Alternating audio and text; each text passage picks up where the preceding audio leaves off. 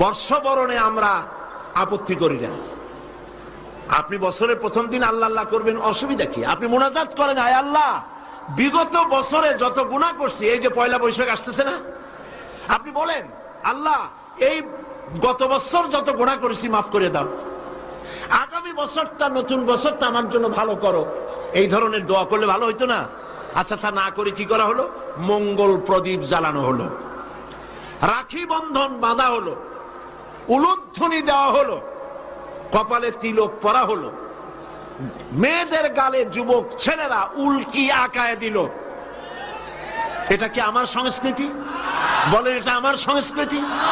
তারপরে বড় বড় ময়ূর, রাক্ষস, কুত্তা, গাধা, গরু, এগুলির মুখোশ বানিয়ে মুখোশ পরে রেলি করা হলো। এটা কি আমার সংস্কৃতি?